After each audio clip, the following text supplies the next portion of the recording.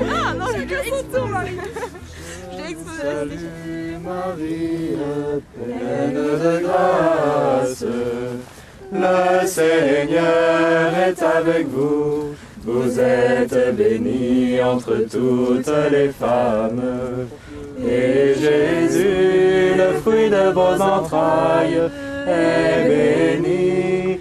Sainte Marie, Mère de Dieu, priez pour nous, pauvres pécheurs, maintenant et à l'heure de notre mort. Ainsi soit-il, ainsi soit-il. Bienvenue dans Hors les murs. Nous sommes sur le parvis de Notre-Dame de Paris avec des étudiants derrière moi qui vont marcher vers Chartres pour le fameux pèlerinage que nous vous ferons vivre tout au long de ces 52 minutes. Alors ce pèlerinage de Chartres est fêté pendant le week-end des Rameaux. Il coïncide également avec les 25e JMJ qui seront fêtés un peu partout en France mais aussi dans le monde entier. Chartres pour les anciens fait penser à Péguy qui avait marché seul vers Chartres en 1912. Le pèlerinage étudiant fête, lui, son 75e anniversaire. Pour en savoir un peu plus sur le sens du pèlerinage de Chartres, aujourd'hui, nous avons fait appel au père Benoît de Sinetti, vicaire épiscopal de la pastorale des jeunes à Paris. Père, bonjour. Bonjour. Nous allons vous retrouver tout au long de cette émission. Merci d'être avec nous. Alors, le pèlerinage de Chartres, c'est le grand rendez-vous des aumôneries étudiantes d'Île-de-France. Dites-nous ce qui nous attend. C'est effectivement le grand rendez-vous annuel pour tous les étudiants d'Île-de-France. Alors, cette année, vous l'avez dit, c'est le 75e anniversaire, donc c'est un anniversaire important. Beaucoup d'anciens seront là. À peu près 200 à 300 sont inscrits pour passer la journée de dimanche à marcher vers Chartres et rejoindre les jeunes pour la messe des Rameaux. Mais aussi, beaucoup d'autres viendront par leurs propres moyens, en voiture, en train, pour la messe à 16h demain soir. Donc les anciens nombreux. Ensuite, c'est les 25e Journées mondiales de la jeunesse, célébrées partout dans le monde. Donc c'est l'occasion aussi, non seulement de célébrer celle-ci, mais d'être envoyé vers les JMJ de 2011 à Madrid. C'est ce qui se passera demain soir à la fin de la messe, où le cardinal 23 enverra tous les jeunes vers ces JMJ de Madrid. Et puis, c'est toujours un événement à part parce que, vous voyez, la météo, à chaque fois, est imprévisible. Et donc, le vrai événement, il va être vécu au fil des kilomètres par les étudiants eux-mêmes qui découvriront des paysages, des visages et surtout la parole de Dieu. Merci Père, on vous retrouvera un peu plus tard. Alors, vous le disiez, hein, beaucoup de ces pèlerins viennent grâce à leur aumônerie, des aumôneries où ils vivent des temps forts. C'est le cas d'Alexis qui a redécouvert la foi et de Céline qui va faire la marche vers Chartres. Reportage. Alexis, 20 ans, est ce qu'on appelle un recommençant. Je ne ressentais rien personnellement et donc j'ai petit à petit abandonné la foi. Je pense qu'il y avait un manque au fond de moi, mais que je ne voyais pas forcément. Il y a 3 ans, Alexis intègre une école d'ingénieurs à Marne-la-Vallée. Une amie l'invite alors à l'aumônerie étudiante. Elle m'a amené petit à petit vraiment à connaître ce que c'était la foi, à voir d'autres aspects, disons, que je ne connaissais pas forcément. Et petit à petit, elle m'a reconduit sur le chemin de la foi. Et que Dieu dans l'amour et sans mesure vous bénisse, le Père, le Fils et le Saint-Esprit. Une nouvelle vie commence. Alexis fréquente l'aumônerie régulièrement. Tous les mercredis soirs au programme, temps de prière, temps convivial et temps de réflexion. Une vingtaine de jeunes garçons et de filles se rassemblent. Leur point commun, la foi catholique. D'avoir un point de rattachement tel que l'aumônerie, sous le figuier, ça m'a vraiment permis d'être avec des gens qui partagent la même chose que moi et ça a été vraiment important, je pense, dans mon chemin spirituel. Le background religieux d'Alexis, une famille croyante mais pas pratiquante. Aujourd'hui, il redécouvre la foi qu'il avait perdue.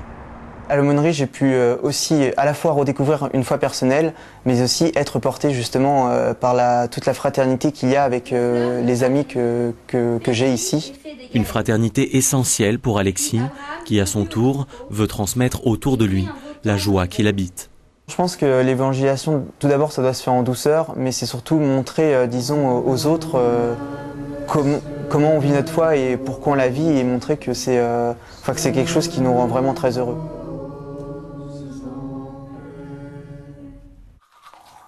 À l'autre bout de Paris, 6h samedi matin. Céline n'a pas fait de grasse matinée. Elle se prépare pour le pèlerinage de Chartres.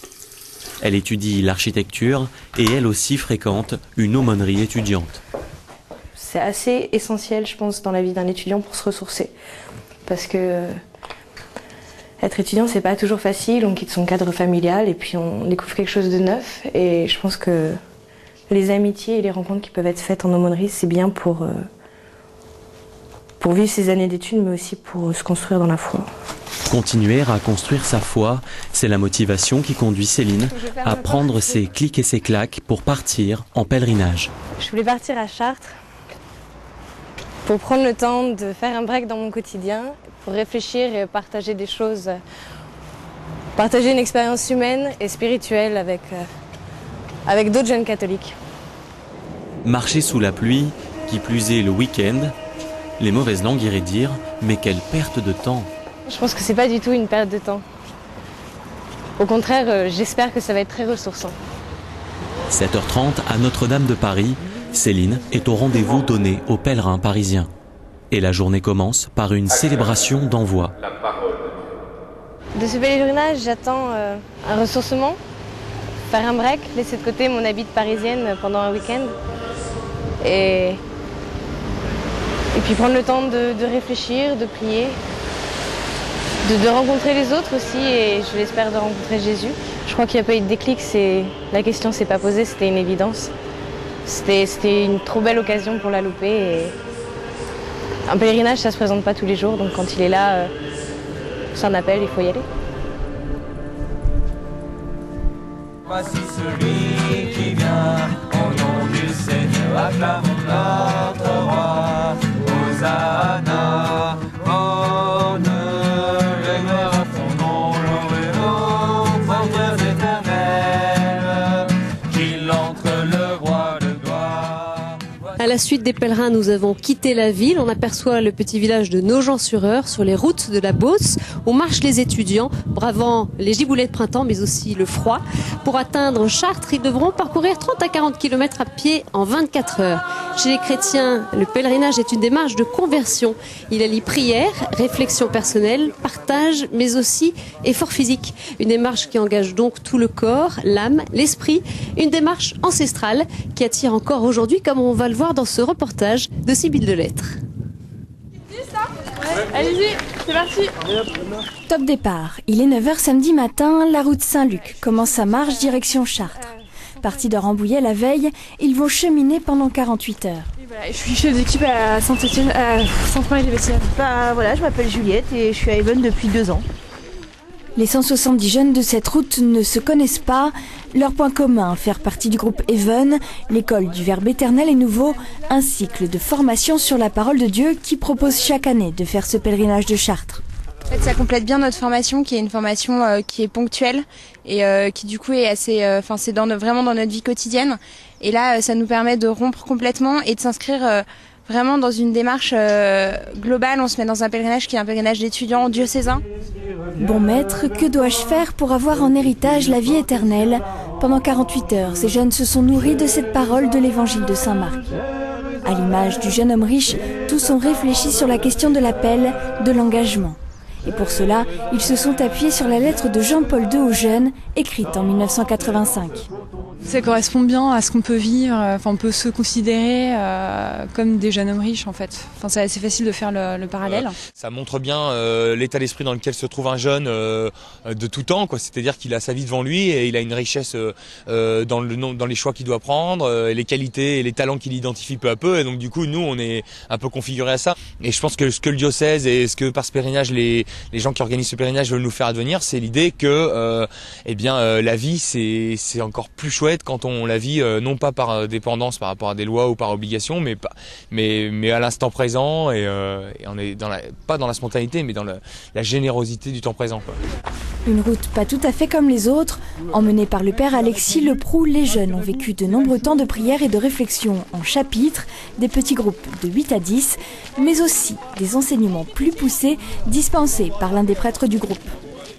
J'avais choisi déjà depuis 3 ans de faire des petites reprises de 10 minutes, un quart d'heure, parfois un peu plus, qui permettaient aux jeunes de recevoir déjà quelques clés de lecture qui relançaient sur la question d'après, sur le chapitre suivant. Voilà, c'était de contribuer à leur discussion en leur apportant quelques points de reprise pour qu'ils ne soient pas toujours tout seuls pendant les 2 jours. Une réflexion qui se poursuit aussi dans les moments de marche. Une marche physique, longue, qui permet à tous de faire vraiment le vide. De marcher, d'avoir froid, de porter un sac, j'ai horreur de porter un sac, c'est gonflant. Et en même temps, on sait que c'est dans ces moments et dans la marche que, en fait, il se passe des belles choses. Et je pense que c'est ça qu'on vient tous chercher. Ça permet aussi de faire le vide complet et de penser, ne plus à penser à ses problèmes, mais vraiment chercher un sens à notre chemin vers Chartres. Dans la louange, la joie et la prière, les jeunes ont donc cheminé pour comprendre en quoi Dieu a-t-il sur chacun d'entre eux une volonté particulière.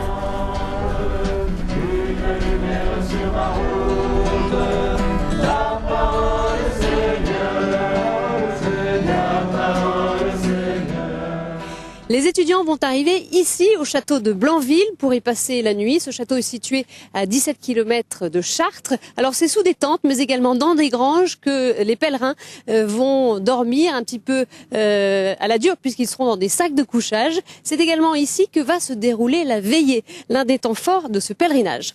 Alors je retrouve le père Benoît de Sinetti. Père, bonsoir. Bonsoir. Ce pèlerinage de Chartres, finalement, il est le reflet de la vie d'une aumônerie étudiante avec ses hauts et ses bas. Oui, quelques chiffres pour l'illustrer. Il y a une 50aine d'années, il y avait en Île-de-France autour de 30 000 étudiants sur moins d'une dizaine de sites différents. Aujourd'hui, plus de 600 000 sur plusieurs centaines de sites répartis dans toute l'Île-de-France. Alors vous imaginez bien que le visage du pèlerinage a beaucoup évolué, comme celui des aumôneries. Aujourd'hui, le public des aumôneries est davantage constitué d'étudiants qui viennent de province et qui trouvent dans l'aumônerie de leur université ou de leur école un lieu d'église important. Les étudiants franciliens, eux, sont davantage fixés sur leur paroisse ou dans des communautés ou des groupes auxquels ils appartiennent. Alors, la force de ce pèlerinage de Chartres aujourd'hui, c'est quoi? C'est des jeunes qui se retrouvent d'horizons divers? Sa force, c'est d'être diocésain. C'est-à-dire qu'il rassemble des jeunes qui ne se retrouvent pas en fonction d'une sensibilité commune ou d'une affinité commune, ou d'une spiritualité commune, mais qui se retrouvent là parce qu'ils sont baptisés. C'est leur point commun et c'est l'essentiel. Et donc on a une très belle diversité d'engagement, d'appartenance d'église, qui fait que ce pèlerinage a de multiples visages, mais en fait il rassemble profondément autour du baptême. Merci Père. Alors justement, on va approfondir un petit peu le rôle des aumôneries étudiantes avec Marie-André Wolf, qui est aumônier en grandes écoles pour le diocèse de Pontoise.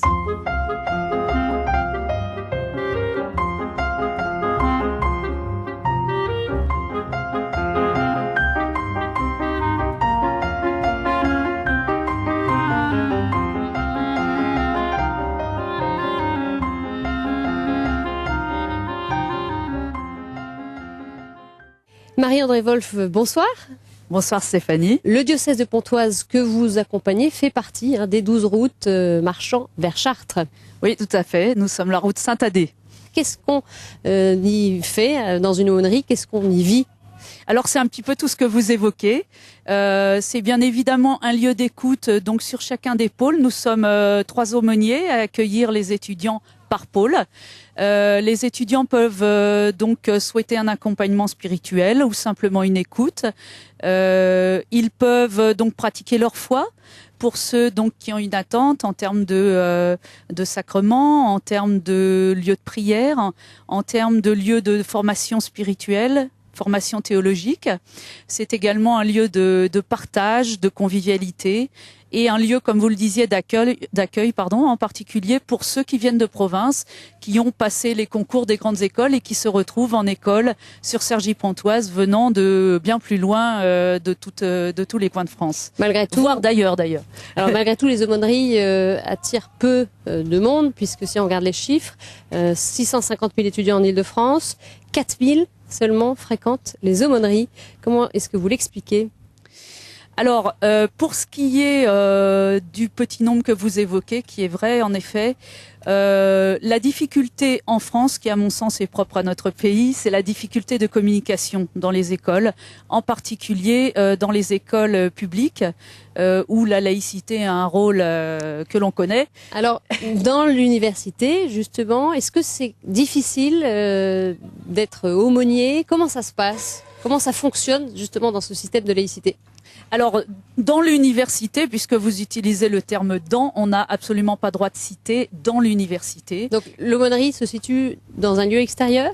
Alors, c'est plutôt justement notre lieu d'accueil des étudiants qui se situe dans un lieu extérieur à l'université, au campus, puisqu'en France, donc, nous n'avons pas la possibilité d'avoir un local à l'intérieur même des campus publics. D'accord. Donc, nous avons cet appartement que le diocèse a acquis pour pouvoir accueillir les étudiants de Cergy-Pontoise, qu'ils viennent de l'université ou des écoles, en un lieu, disons, neutre, en dehors du campus. Et comment l'aumônerie se fait connaître, puisqu'elle est à l'extérieur? Voilà. Alors, dans les écoles privées, c'est un peu plus facile, surtout lorsqu'elles sont des émanations de l'Institut catholique, par exemple, comme c'est le cas de Polytechnique Saint-Louis sur Cergy. Mais côté fac? Alors, côté fac, nous essayons parfois un petit peu d'affichage. En général, ça reste peu de temps. Du tractage?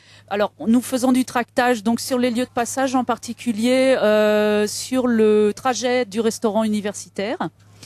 Et puis de l'affichage dans la ville pour certains événements comme le pèlerinage de Chartres par exemple, ou la rencontre nationale des étudiants en grandes écoles qui a eu lieu l'année dernière sur Cergy-Pontoise, où nous avons communiqué par voie d'affichage. Alors ces étudiants, il faut un peu venir les chercher. Oui, il faut venir les chercher. C'est vrai que la plupart du temps, ils connaissent l'aumônerie par d'autres qui leur en ont parlé, ou par nous-mêmes aumôniers qui les connaissions d'avant lorsqu'ils étaient étudiants en lycée. Et comment est-ce que vous expliquez finalement que l'aumônerie, c'est pas la première porte qu'ils vont ouvrir? Alors je dirais lorsqu'ils arrivent en première année d'études, ils sont littéralement bombardés de propositions d'activités, toutes plus alléchantes les unes que les autres. Ils expérimentent d'une certaine façon une première liberté, souvent un peu loin de chez eux, pour ceux qui sont loin. Pour les autres, ils ont enfin le bac en poche, donc les parents peut-être les laissent un peu plus libres et ils ont énormément de sollicitations. C'est possible, lorsqu'on est étudiant en première année à Cergy-Pontoise, de sortir tous les soirs et d'avoir une hésitation entre 5 propositions. Et c'est vrai que à 18 ans, choisir d'aller à l'aumônerie pour donc approfondir sa foi, pour prier, pour partager avec d'autres chrétiens, ou d'autres qui se posent des questions et qui ne sont pas forcément chrétiens d'ailleurs. C'est pas forcément quelque chose qui va venir spontanément à l'idée de ces étudiants, surtout lorsqu'ils n'avaient pas une pratique avant. D'accord, vous disiez il y a un instant, donc les parents les laissent un peu plus libres à 18 ans. Ça veut dire qu'il y a une espèce de rupture une fois qu'on sort du cadre familial, où on a pu peut-être avoir une éducation chrétienne. Ben, on est un petit peu lâché dans la nature. Les parents ne sont pas très attentifs à la suite. Les parents certainement le suggèrent. Maintenant, l'étudiant ou l'étudiante se retrouve beaucoup plus indépendant et en situation pour un certain nombre d'autonomie totale, ce qui n'était pas le cas lorsqu'ils vivaient dans le cadre familial. Alors, est-ce que vous pouvez nous parler un peu précisément de votre rôle, vous, auprès de ces jeunes, concrètement, quand vous les rencontrez dans la journée, comment ça se passe? Alors concrètement, je leur propose un déjeuner de l'aumônier. En général, vous en avez combien qui viennent Alors ça, c'est variable. Donc j'ai 2 lieux d'accueil sur 2 campus différents, puisque moi je suis sur les écoles. Donc j'ai la possibilité d'avoir des lieux sur les écoles qui me sont mis à disposition. Ça varie entre 5 si on est dans une période de partiel, par exemple. Alors, ils sont tous en train de réviser, jusqu'à une trentaine, une quarantaine si on a organisé, par exemple, une opération porte ouverte de l'aumônerie. Et chacun a envie de montrer à ses camarades son aumônerie et donc invite. Et là, ça peut aller jusqu'à une quarantaine. Voilà. D'accord. Et donc ce sont la plupart du temps des discussions à bâton rompu puisque c'est leur pause déjeuner. Il ne s'agit pas pour moi de leur faire un cours supplémentaire pendant la pause déjeuner. Donc ils parlent de tout, ça va. Alors ça peut être un sujet d'actualité, ça peut être un sujet polémique, ça peut être quelque chose que l'un d'entre eux a lu, ça peut être un film que l'un a vu. Pas forcément quelque chose autour de la vie spirituelle alors. Non. En revanche, je vais rebondir sur ce qui est dit, peut-être sur un plan de morale, peut-être sur un plan théologique, selon ce qui est dit. Parfois, ce sont des questions très théologiques sur un point spécifique ou la signification d'un verset dans l'évangile du dimanche que cet étudiant n'a pas tout à fait perçu, ou quelque chose qu'il a entendu, qui l'a heurté ou l'a surpris. Et donc, il va arriver avec cette phrase et puis tout le monde va en parler. Voilà.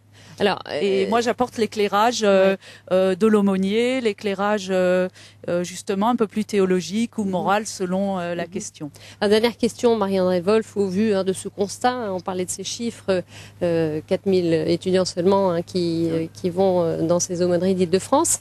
Est-ce que vous pourriez dire aujourd'hui finalement que les jeunes sont déchristianisés, les étudiants? Alors déchristianisés, je dirais qu'il y a une grande recherche de spiritualité, une grande recherche de sens que je ressens vraiment globalement de la part des étudiants, en particulier de ceux qui n'ont pas de repères justement en termes spirituels. Déchristianisés, il y a une méconnaissance effectivement de la foi chez beaucoup. Et peut-être une recherche de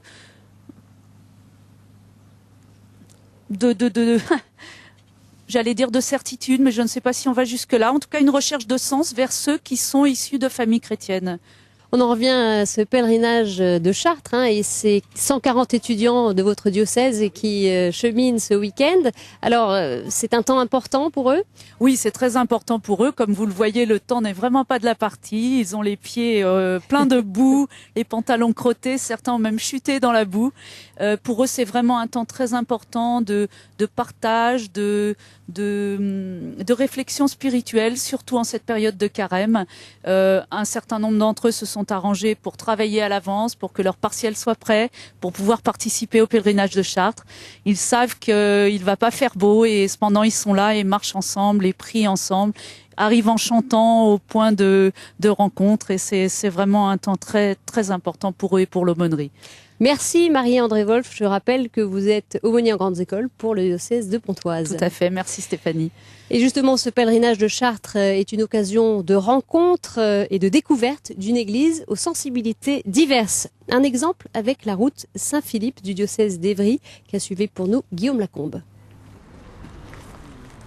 Je m'appelle Joseph Toussoukpé. Je viens de la paroisse de Grigny-Centre. Je suis Marc. Et donc je suis un élève polytechnicien. Je m'appelle Aude, je viens de la faculté d'Orsay. Ils viennent des grandes écoles, de l'université ou encore de la JOC.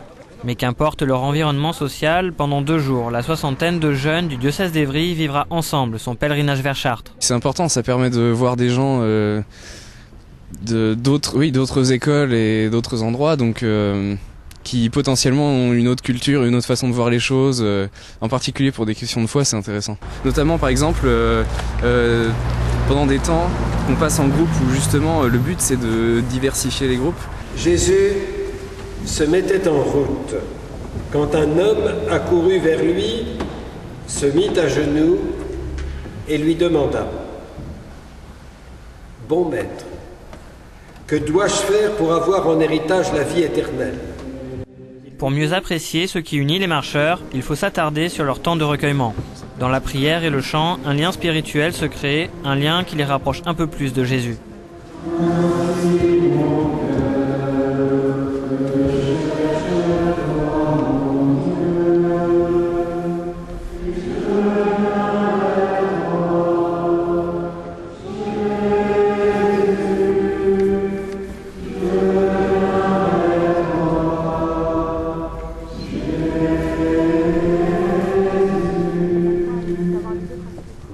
Après un temps d'échange et de réflexion, les pèlerins se remettent en marche d'un pas décidé. Les attend un parcours de plus de 15 km à travers les étendues vertes de la Bosse. Malgré la météo capricieuse, la bonne humeur est au rendez-vous. Si chacun a ses raisons propres, tous ont un but commun, avancer groupés dans leur démarche de foi. On va dire que j'ai passé une année assez difficile l'année dernière et j'ai eu envie de me remettre un peu face à moi-même, et je me suis dit que le pèlerinage de Chartres, ça pouvait être un bon moyen de me retrouver un peu, quoi. Pour moi aussi, ça me permet de m'isoler un petit peu, de prier un petit peu plus et de me rapprocher un peu plus de Jésus. Après un nouveau temps de pause, les jeunes pèlerins reprennent leur route. Cette journée se passe à pied et dans la bonne humeur et dans la profondeur spirituelle. Le pèlerinage de Chartres est une des manières de montrer que le corps du Christ est en marche, et quand je vois ces jeunes qui sont pleins d'enthousiasme, je vois que vraiment ce corps du Christ non seulement est en marche, mais il est beau. Après 5 heures d'effort, la première journée des pèlerins touche à sa fin. Malgré le froid et la fatigue, les chefs de route ont su mettre en avant un esprit de solidarité. Leur prochain objectif, l'arrivée à Chartres.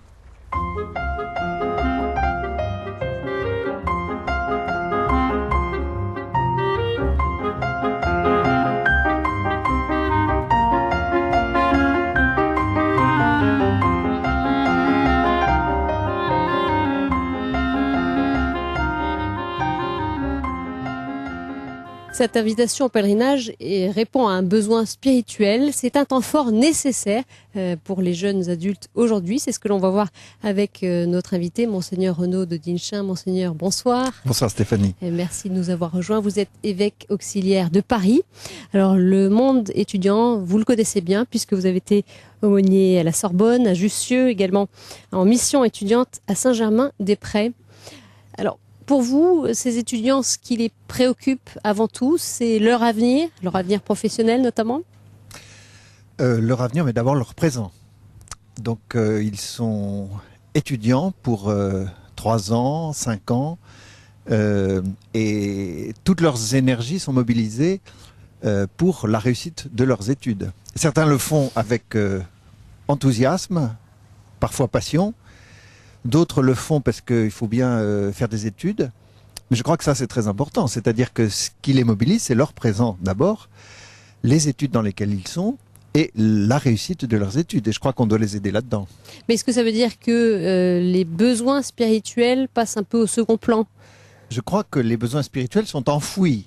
Je ne dis pas qu'ils sont là. Et je crois que les étudiants ne trouveraient pas la mobilisation et l'énergie dont ils ont besoin s'ils n'avaient pas ce besoin spirituel en eux. Mais souvent, il est enfoui. Ils font face, comme toute personne, à des épreuves, des séparations, la solitude. Comment est-ce que ces étudiants répondent à ces questionnements existentiels auxquels ils sont confrontés?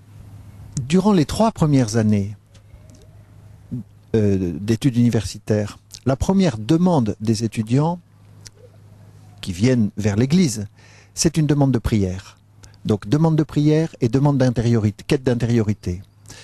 Ce n'est que vers la 4e année, on va dire, vers la maîtrise, que vient un besoin de mettre en dialogue la discipline des études et la foi. Et c'est vers cette époque qu'on peut entrer, moi je trouve, dans une intelligence de la foi, dans le domaine de l'histoire pour un historien, dans le domaine scientifique pour des scientifiques. Mais on ne peut pas tellement entrer dans cette question dans les premières années où la première quête est une quête d'intériorité, une quête de sens profond qu'on trouve dans la prière et dans la liturgie. Alors, on le disait, hein, ces aumôneries étudiantes, elles attirent plus ou moins les jeunes. Vous, en tant que pasteur, qu'est-ce que vous répondez à ces aumôniers? On en a rencontré un certain nombre qui nous disent, mais on ne sait pas comment faire, objectivement, pour attirer davantage de jeunes. Qu'est-ce que vous leur dites, vous, à ces aumôniers?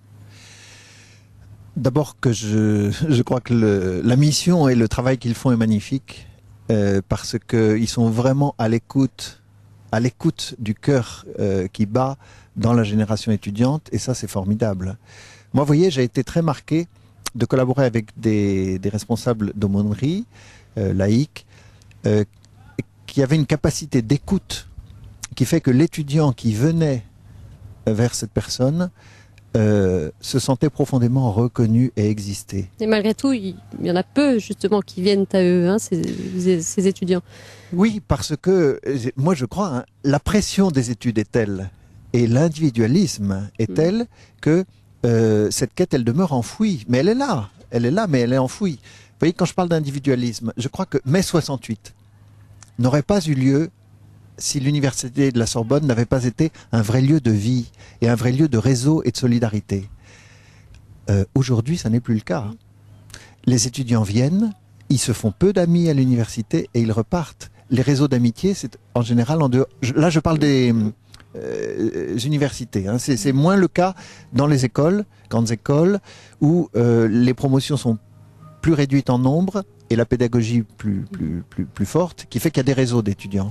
Et pour en revenir à cette question, qu'est-ce que vous dites, en dehors du fait qu'effectivement ils font un beau travail, mais pour aller plus loin, pour essayer de faire venir ces jeunes qui sont au seuil, de leur faire découvrir ce message évangélique, message de salut, qu'est-ce que vous dites ? Qu'il faut aller vers eux. Donc il faut les comprendre, écouter ce qui vibre et ce qu'ils attendent, et puis leur proposer quelque chose qui les aide. Je me souviens que nous avions fondé à l'université de la Sorbonne les sessions Subir ou choisir ma vie pour aider des étudiants à faire un bilan de compétences personnelles. Réussir à trouver au fond d'eux-mêmes le projet qu'ils voulaient construire dans leur propre existence. Voilà, je crois que nous, la grâce de l'Église et le salut en Jésus-Christ dont vous parlez, c'est de pouvoir les aider à faire l'unité d'une vie qui est malgré tout éparpillée, parce que les études sont fortement dans le domaine de la connaissance. Et pas d'abord dans la construction de la personnalité. Une dernière question, Monseigneur de Dinchin. Benoît XVI, dans sa lettre aux jeunes à l'occasion des 25e JMJ, les invite à un retour sur eux-mêmes. La jeunesse, c'est le moment de vous interroger sur le sens authentique de l'existence et de vous demander, suis-je satisfait de ma vie? Est-ce que, selon vous, c'est également ça, le pèlerinage de Chartres, essayer de trouver sa voie? Ah, c'est sûr. C'est sûr, et il y a une force de la marche. Marcher seul ou marcher en groupe, marcher longtemps, nous aide à faire l'unité de notre vie, c'est-à-dire à descendre de la tête dans le cœur, et c'est dans le cœur que se fait l'unité. Et moi je crois que j'aime beaucoup ce message dont vous parlez de Benoît XVI. On sent qu'il a foi dans les jeunes et qu'il leur fait confiance, et ça c'est très beau. Monseigneur de Dinchin, merci. Je rappelle que vous êtes évêque auxiliaire de Paris. En tout cas, on va le voir, la veillée est toujours un temps fort de ce pèlerinage de Chartres où de nombreux jeunes reçoivent le sacrement de réconciliation. Reportage. Il est 20h passées au château de Blanville. Dans la fraîcheur de la nuit, plusieurs centaines de pèlerins se sont rassemblés pour une veillée de prière et de réconciliation. Une soirée qui débute par un spectacle sur la vie du Saint Curé d'Ars. Après une journée de marche, ce moment de recueillement est très attendu, tant par les jeunes que par leurs aumôniers. C'est vrai que ça aide de voir à chaque fin, de voir beaucoup de jeunes comme ça autour de nous, ça nous aide parce qu'on se dit, je sais pas, quand par exemple on est un peu perdu dans la foi ou quoi, ça nous aide vraiment à vraiment nous remettre droit en fait, dans le chemin. C'est le Christ qui nous rassemble. Et comme tel, les moments de prière que nous avons ensemble attestent de cette dimension spirituelle de la démarche. Alors, il y a des prières qui sont organisées, comme celle que nous allons vivre ce soir, dans le cadre de l'adoration et de la réconciliation qui va le suivre. C'est ça la grâce de prière qui est vécue tout au long du chemin de Chartres. Je vous invite à vous diriger maintenant vers le fond de la prairie où les feux sont allumés et où les torches vont vous emmener à la suite du Saint-Sacrement pour un temps de prière et de réconciliation. La prière, c'est quelque chose d'assez mystérieux pour ceux qui ne la connaissent pas.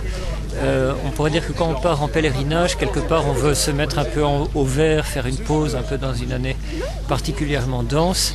Et du coup, faire l'expérience d'un silence, mais plus profondément même d'un silence habité par quelqu'un qu'on appelle Dieu, qu'on reconnaît présent, c'est une expérience vraiment fondamentale qui vient habiter le pèlerinage, quoi. En silence, mais aussi par les chants, l'intensité spirituelle de la soirée révèle l'essence même de la démarche des pèlerins. Dans l'intimité de la nuit, ils pourront prier devant le Saint-Sacrement ou recevoir le sacrement de la réconciliation.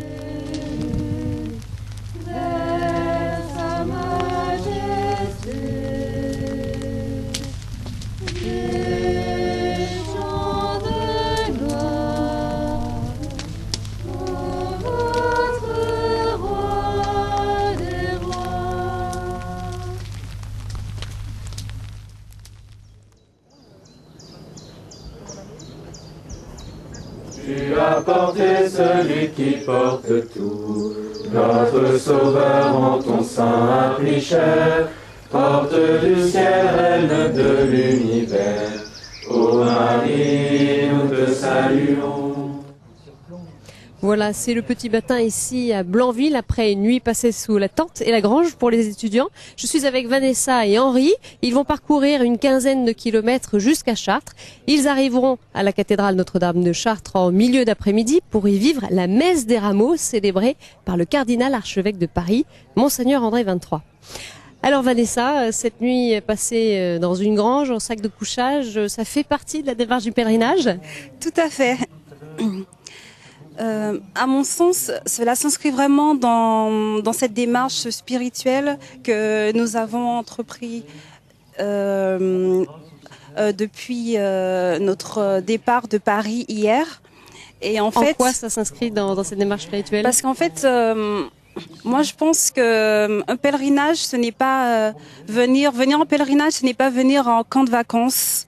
Ou en tourisme, voilà, pour dire on découvre une nouvelle région. Non, pas du tout.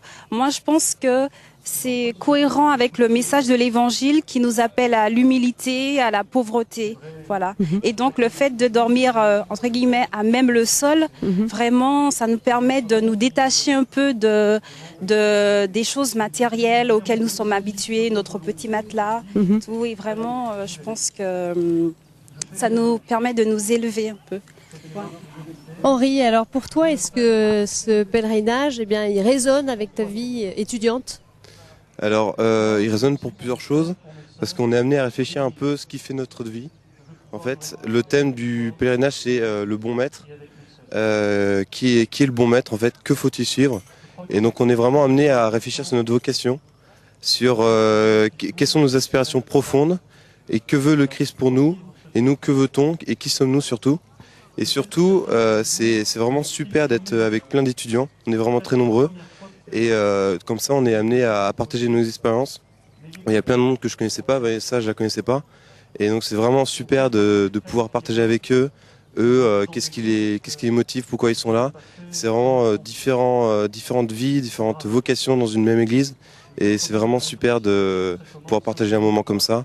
Même si c'est pas facile climatiquement, mais c'est vraiment voilà, ça forge notre vie. Voilà, on retrouve Sybille Delettre qui suit son groupe pour ce deuxième jour de pèlerinage. Parmi les participants, certains vont à Chartres pour la première fois. Reportage. Hey, dis Stéphane, tu les vois ou pas? Ah, Émile, ah, je les vois, oui. Enfin, là-bas. Génial. Vas-y, ils sont là-bas, on arrive. Allez, allez. Hey, Émile, courage. Deuxième jour, les flèches de la cathédrale se profilent au loin, même si 4 heures de marche séparent encore les jeunes de Chartres. Pour lui, c'est une grande première. Convaincu par son frère, il a décidé de participer au Pélé à la dernière minute. C'est tout à fait ce à quoi je m'attendais et je ne sais pas pourquoi est-ce que j'ai dit non à ces invitations précédentes. Idem pour Alice, pour qui le pèlerinage est une grande découverte. Parce que j'avais envie de faire un truc un peu spirituel et puis je sais pas, l'idée de marcher, de rencontrer des gens, tout ça, ça me plaisait beaucoup, de sortir un peu de Paris, de voir la nature. En ce dimanche des rameaux, tous ont hâte d'arriver à Chartres, aboutissement d'un périple de plusieurs dizaines de kilomètres.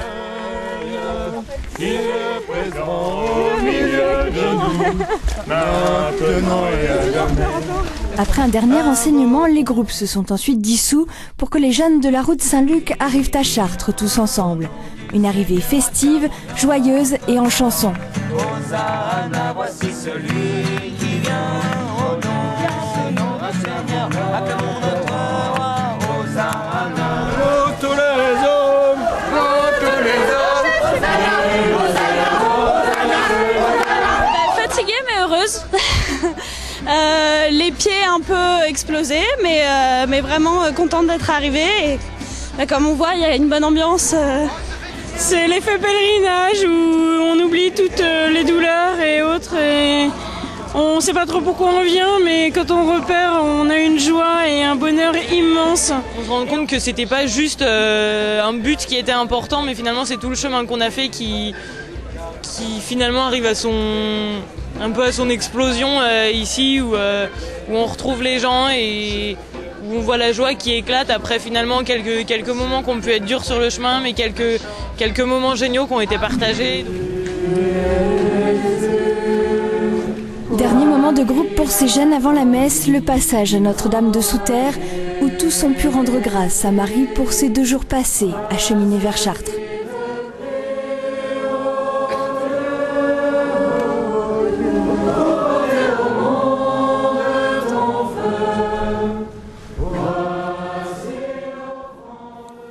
Et c'est donc ici, à Notre-Dame de Souterre, que les 1500 pèlerins sont venus se recueillir. Une étape obligée dans cette cathédrale Notre-Dame de Chartres, un pur joyau de l'art gothique. Chartres, c'est aussi un haut lieu de pèlerinage qui attire chaque année près d'1 million de pèlerins et de visiteurs. On va parler du rayonnement de cette cathédrale avec l'évêque de Chartres, Monseigneur Michel Pensard, autrefois prêtre de Nanterre et également aumônier en collège et lycée.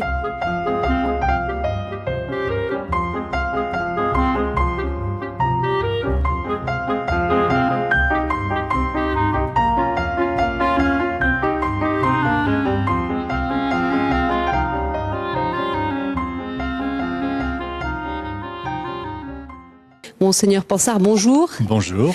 Merci de nous accueillir dans cette belle crypte qui est située donc sous la cathédrale. Oui, c'est la crypte romane construite il y a 1000 ans. Alors 1500 pèlerins sont venus, 1500 jeunes ici dans cette cathédrale. C'est un peu le point d'orgue de leur pèlerinage. Ça rend l'évêque heureux ? Bien sûr. L'évêque que je suis est heureux d'accueillir les étudiants, mais aussi tous ces milliers de pèlerins qui tous les ans convergent vers cette cathédrale, convergent vers cette crypte, cette église basse construite il y a 1000 ans. Alors ce pèlerinage, vous l'avez fait vous-même ? Je l'ai fait moi-même, j'ai été aumônier de route et puis j'ai rejoint plusieurs fois le pèlerinage, en particulier pour le temps de la proposition du sacrement de pénitence et de réconciliation pendant une dizaine d'années. Quels souvenirs vous en gardez rapidement ?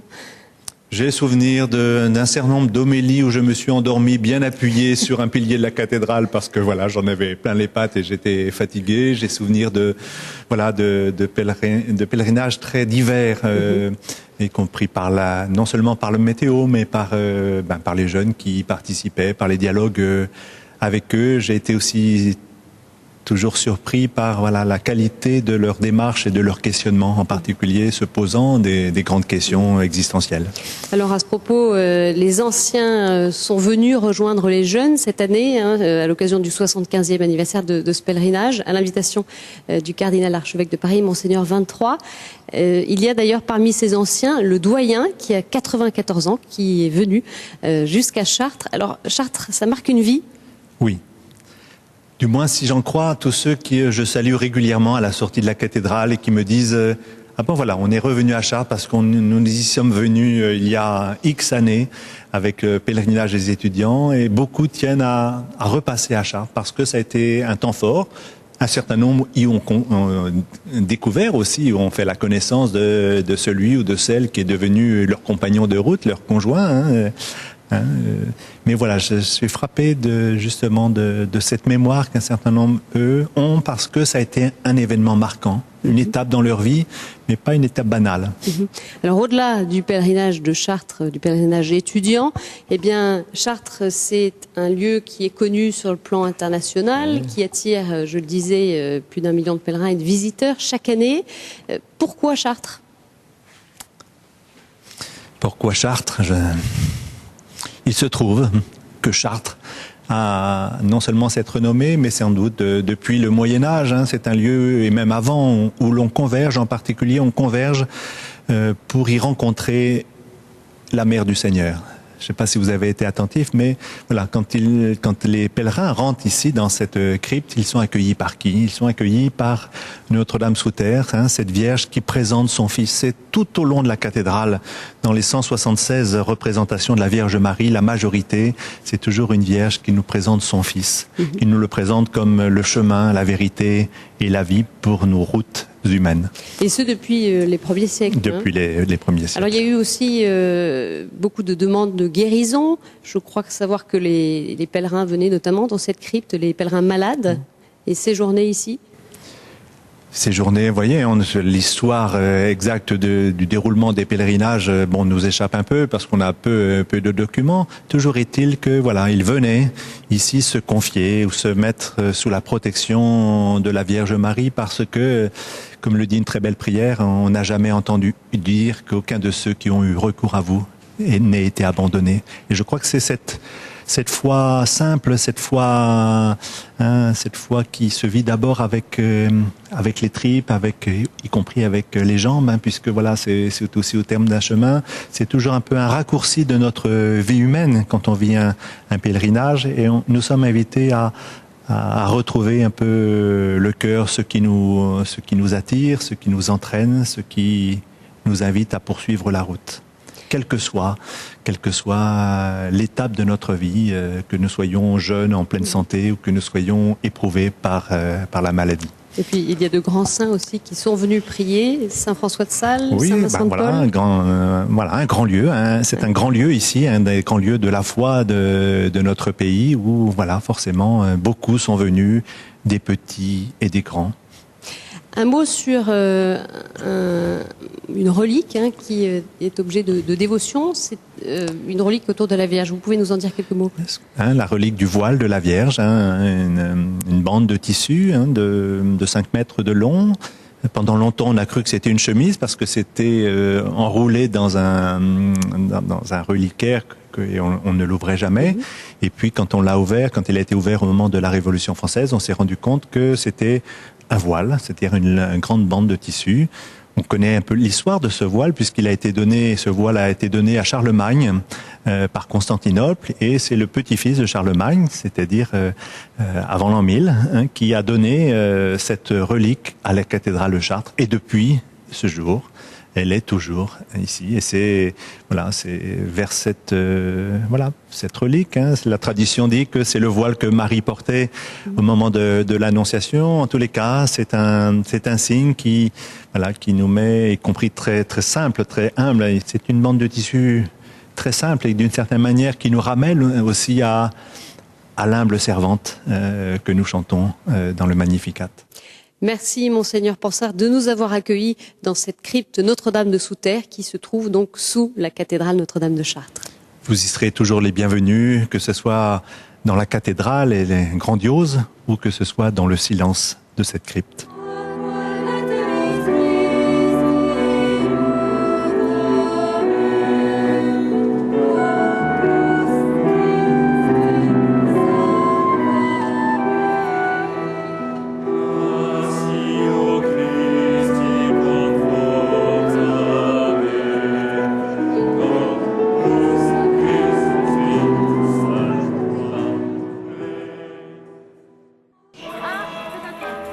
Voilà, on arrive à la fin de ce hors-les-murs ici à Chartres où 1500 étudiants s'apprêtent à vivre la messe des rameaux, grand temps fort de ce pèlerinage.